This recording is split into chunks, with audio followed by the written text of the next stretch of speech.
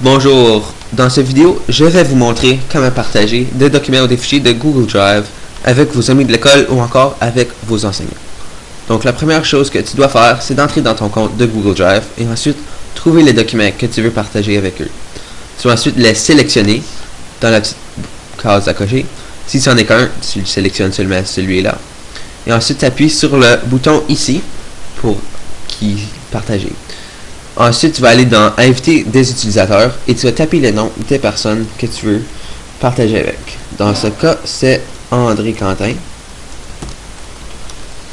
Ça arrive souvent qu'il va y avoir deux options, ça ne dérange pas lequel que tu cliques dessus. Ensuite, à droite, tu vas avoir des options modification autorisée, commentaire autorisé et consultation autorisée. Modification autorisée, ça veut dire qu'il peut le voir et changer ce qu'il y a écrit dedans. Commentaire autorisé, ça veut dire qu'il peut le voir, mais seulement écrire des commentaires à côté. Et consultation autorisée, ça veut dire qu'il peut seulement le voir et rien faire d'autre. Dans ce cas, je vais le mettre modification autorisée. Et ensuite, ici, il y a prévenir les contacts par email. Ça veut dire qu'il va recevoir un courriel pour dire que j'ai partagé quelque chose avec lui. Dans ce cas-ci, André ne veut pas, donc je ne vais pas le cocher. Ensuite, j'appuie sur partager enregistrer. OK. Et OK encore. Maintenant, dans 2 secondes, je vais aller sur le compte d'André pour vous montrer comment aller chercher le document que j'ai partagé avec lui. Maintenant que j'ai entré dans le compte André de Google Drive, je vais aller dans la section Shared with me.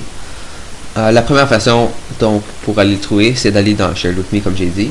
Et ensuite, aller le trouver dans la grande liste de documents ici. Donc, tu vois, Boom est ici. Et test.flv est plus loin ici.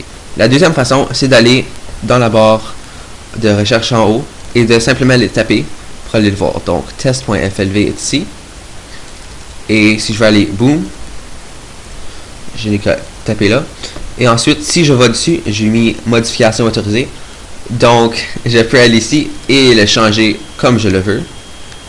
7 secondes. Je peux enlever du stuff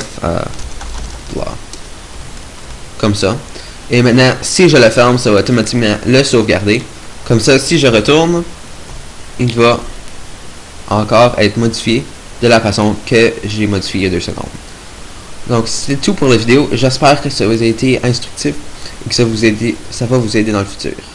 À plus tard.